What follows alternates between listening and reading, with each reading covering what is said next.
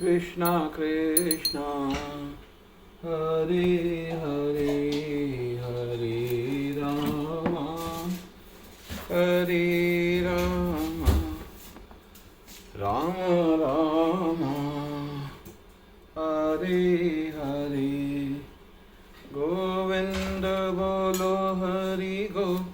आज हम श्रीमद् भागवतम के तीसरे स्कंद का पेज 65 पढ़ेंगे। भौतिक बंधनों से स्वयं को मुक्त करने की अभिलाषा से देवहूति ने भगवान कपिल से कहा, मैं अपनी भौतिक इंद्रियों द्वारा उत्पन्न उद्वेगों से बुरी तरह थक चुकी हूँ और इंद्रिय भोग से लिप्त रहने के कारण मैं अज्ञानता के गर्त में गिर पड़ी हूँ। हे भगवान, इस अंधेरे कुएं से बाहर निकालने के लिए मुझे आपके अतिरिक्त अन्य कोई आश्रय दिखाई नहीं दे रहा।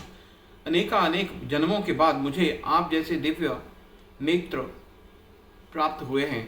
आप पूर्ण पुरुषोत्तम भगवान हैं और सृष्टि में व्याप्त अज्ञानता रूपी अंधकार की क्षीण करने के लिए अवतरित हुए हैं। अभी तक मैं आपकी माया शक्ति द्वारा शारीरिक चेतना में ही जीवन व्यतीत कर रही थी, परंतु अब मैं आपसे इस घोर मोह माया को नष्ट करने की याचना करती हूँ। मैं आपके चरण कमलों का आश्रय लेती हूँ, क्योंकि एकमात्र आप ही वह कुल्हाड़ी हैं जो भौतिक अस्तित्व रूपी वृक्ष को समूल काट सकते हैं। मैंने माँ के हृदय में आत्म साक्षात्कार की सच्ची लगन देखकर भगवान कपिल के मन ही मन उन्हें धन्यवाद दिया। फिर उदारतापूर्वक मुस्कुराते हुए उन्होंने कहा, हे माता, अब तुम्हारे समक्ष मैं योग की इस पुरातन विधि का वर्णन करूंगा जो जीवात्मा और परमात्मा के बीच संबंध को पुनः स्थापित करती है। जब जीवात्मा की चेतना प्रकृति के 3 गुणों द्वारा आकर्षित हो जाती है तो उसका भौतिक बद्ध जीवन आरंभ होता है, परंतु जब वही चेतना भगवान से आसक्त हो जाती है तब वह भौतिक बंधन से मुक्त हो जाता है। इस अवस्था पर जीवात्मा स्वयं को भौतिक जगत से परे दिव्य स्तर पर देख पाता है, जो अत्यंत छोटा होता है होते हुए भी आत्म प्रकाशित तथा अखंडनीय है। प्रत्येक वस्तु को सही दृष्टिकोण से देखने से व्यक्ति भौतिक सृष्टि के प्रति उदासीन हो जाता है और तब भौतिक प्रकृति के प्रभाव उस पर अधिक असर नहीं डाल पाते। यौगिक पूर्णता से के इस स्तर को भक्ति द्वारा प्राप्त किया जा सकता है और इसलिए भक्ति ही एकमात्र पुण्य प्रदान करने वाला पथ है।